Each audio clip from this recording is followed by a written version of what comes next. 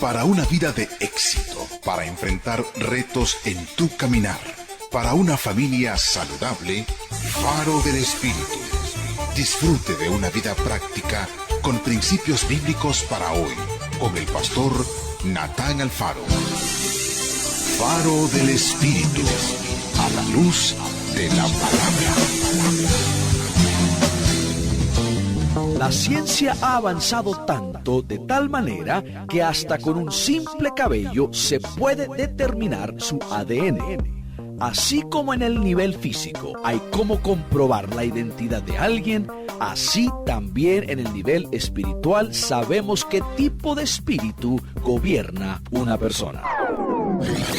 Hablemos de los frutos: amor, gozo, paz, paciencia, benignidad, bondad, fe, mansedumbre, templanza. Y de estas 9 características, la más sobresaliente es el amor. Así que es imposible encontrarse con un verdadero creyente que no destile amor con su mirada, con su trato, con sus gestos, con sus palabras y con sus acciones. El amor es el sello personal de usted y yo. No lo olvidemos.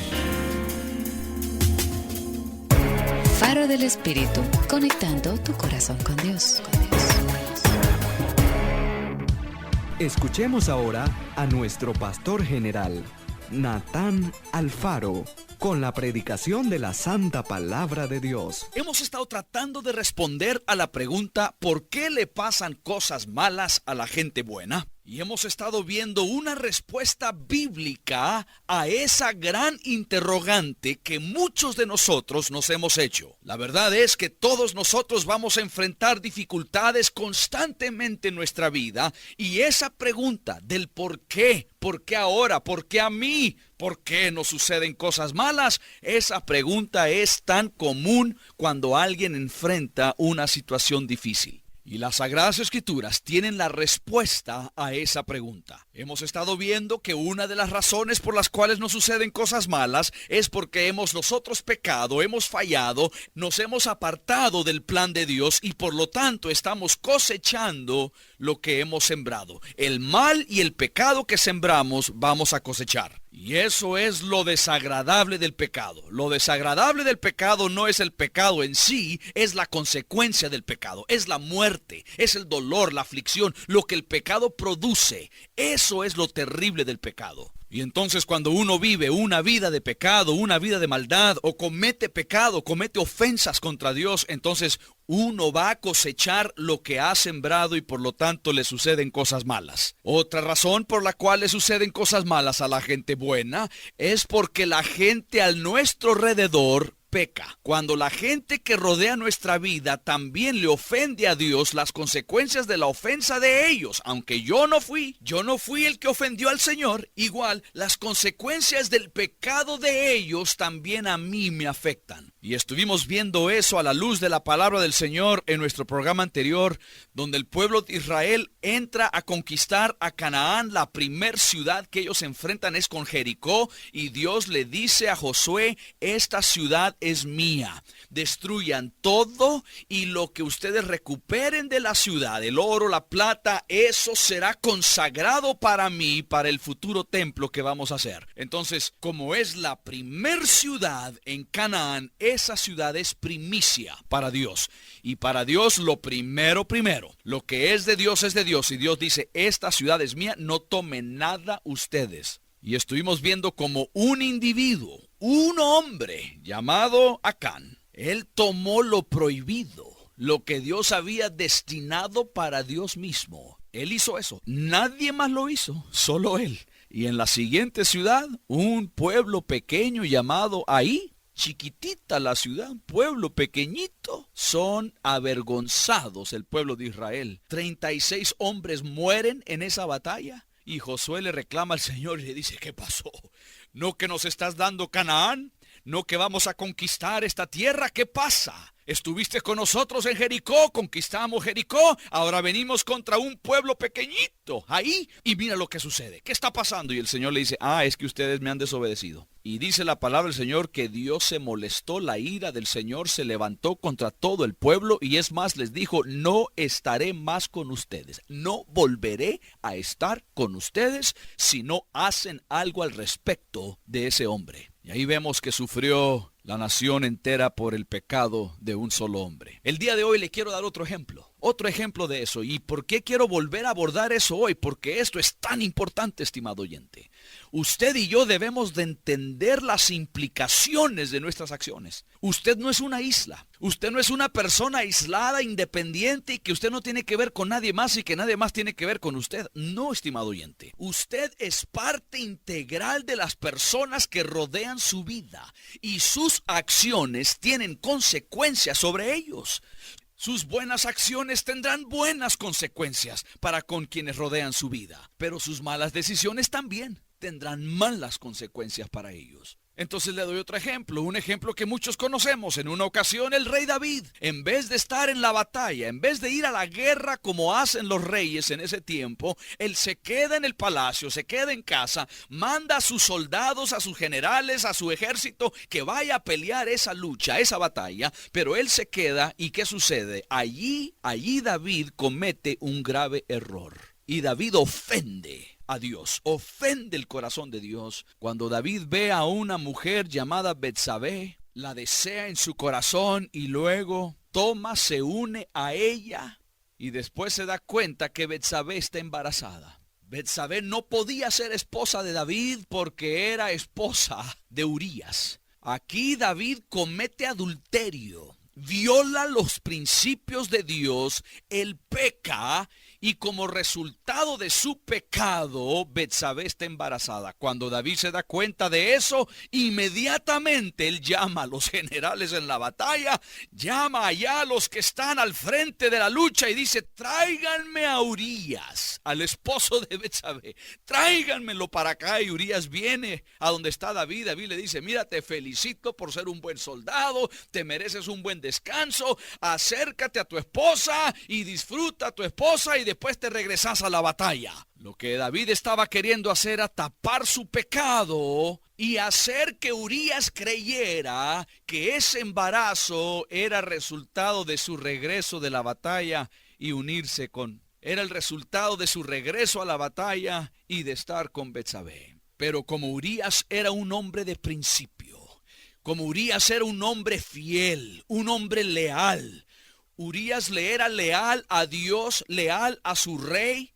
leal a su nación, era leal a su familia, a su esposa, leal en todos los sentidos. Y entonces cuando David le dice que se una a su mujer, Urías dice, no puedo.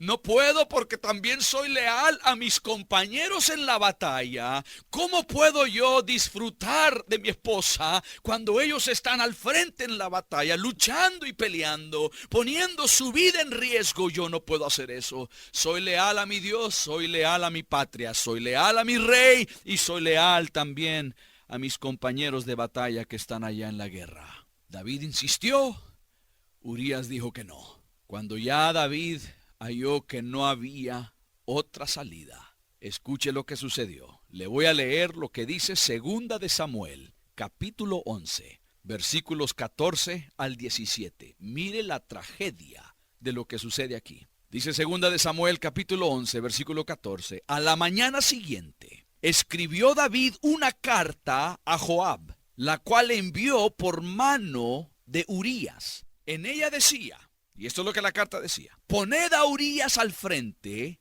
en lo más recio de la batalla y alejaos de él para que sea herido y muera. Versículo 16. Así, cuando Joab sitió la ciudad, puso a Urías en el lugar donde sabía que estaban los hombres más valientes. Salieron de la ciudad y pelearon contra Joab. Cayeron algunos del ejército de los siervos de David y murió también Urías el Eteo. David comete adulterio con la esposa de Urías. Y cuando David se dio cuenta que Betsabé estaba embarazada, mandó a llamar a su fiel soldado Urías que regresara de la batalla y que se acercara a Betsabé para esconder su pecado. Pero Urías, como le dije, siendo fiel y leal a sus compañeros soldados, él dijo: yo no puedo hacer esto. Yo no puedo hacer esto mientras mis compañeros están allá en la batalla. Y aquí, estimado oyente, vemos a un hombre inocente, comprometido con Dios, con su familia, con su nación y aún con su rey David. Y su compromiso, su lealtad, causó su muerte. No fue Urías el que pecó. No fue Urías el que violentó los principios de Dios. Un hombre inocente, un hombre piadoso, un hombre de principio, un hombre íntegro, que cuando se ve en una situación de tener que tomar una decisión que va en contra de sus principios, él no lo hace. Oh, qué lamentable que David no fue como Urías en ese sentido. Si David hubiera sido como Urías, nunca hubiera violado los principios del Señor al acostarse con Betsabé. En ese momento David le ofendió a Dios, se rebeló contra el principio de Dios. David pecó y pecó gravemente, y por el pecado de David murió Urías.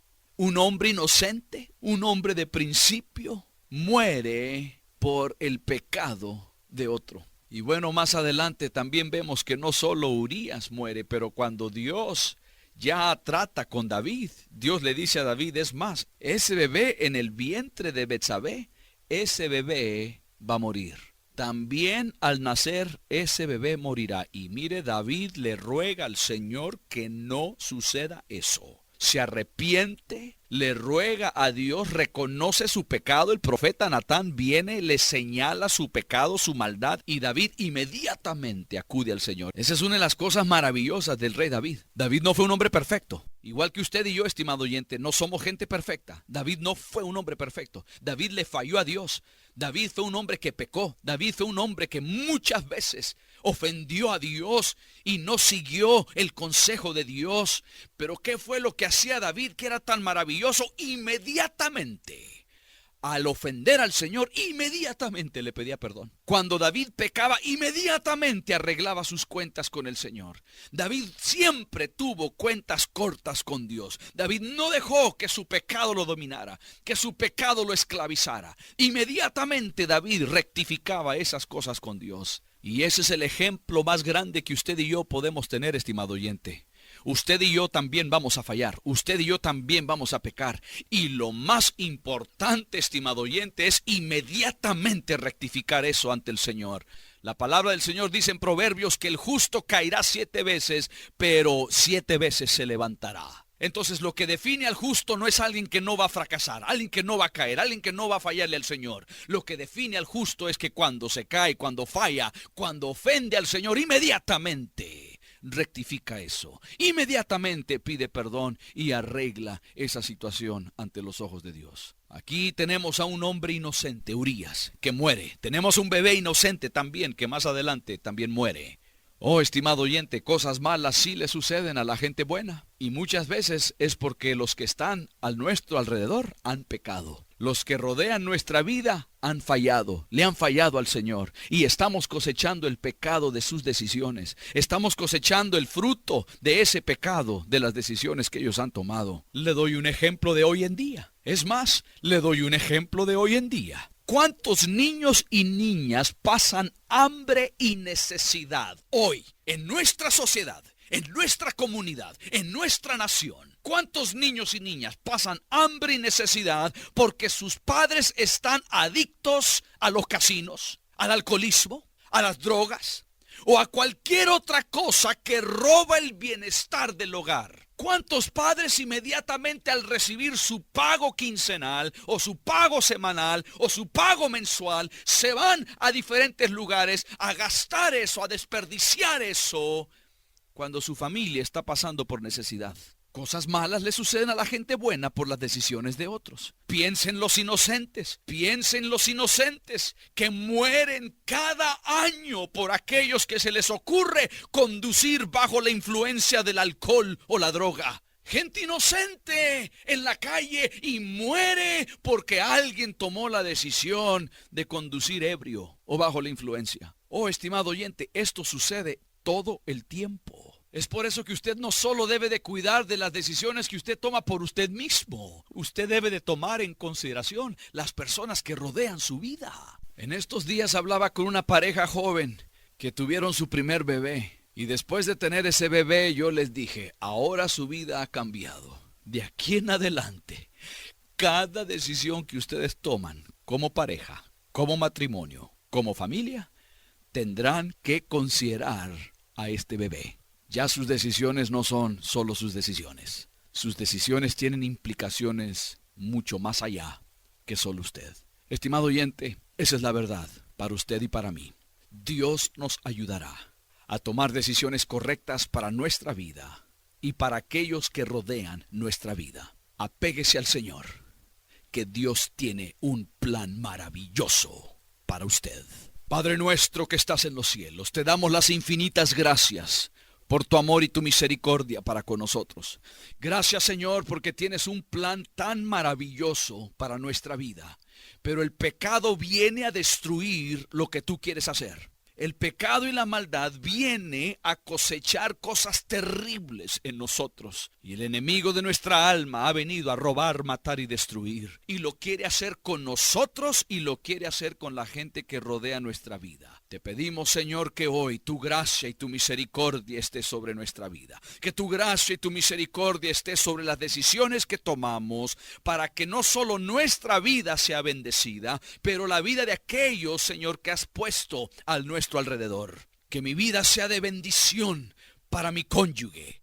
Que mi vida sea de bendición para mis hijos. Que mi vida sea de bendición para mis amigos, para mis seres queridos, para la gente que me rodea. Señor, que yo sea una bendición en el trabajo, en la universidad, en la calle, con los amigos o donde quiera que esté, Señor. Que las decisiones correctas mías tengan implicaciones de gran bendición para ellos. Ayúdame, Señor, a no fallarte. Ayúdame, Señor, a poder aconsejar a los que rodean mi vida a no fallarte, para tampoco cosechar el resultado de la maldad de ellos. Hoy, Señor, nos encomendamos en tus manos. Gracias por tu palabra que nos revela tu voluntad. Te daremos a ti toda la honra y toda la gloria el día de hoy. En el nombre de Cristo Jesús te lo pedimos. Amén y amén. ¿Por algún motivo te has alejado del Señor? Escríbeme, pastor@casademigloria.org. Queremos ayudarte. Date una segunda oportunidad. Mi Padre me ama tanto que su Hijo dio por mí. Si este programa ha sido de bendición para tu vida, queremos invitarte a seguirnos en nuestras redes sociales. Búscanos como Faro del Espíritu o escríbenos al correo electrónico info@farodelespiritu.com. Será un gusto atenderte. Faro del Espíritu es parte del Ministerio Natán Alfaro.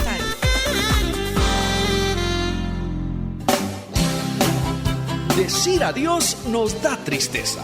Mejor decimos hasta muy pronto, recordándole que hoy es el primer día del resto de su vida bendecida.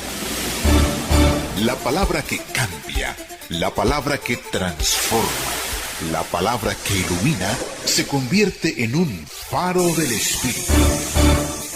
Faro del Espíritu, con el pastor Natán Alfaro. Espérenlo aquí.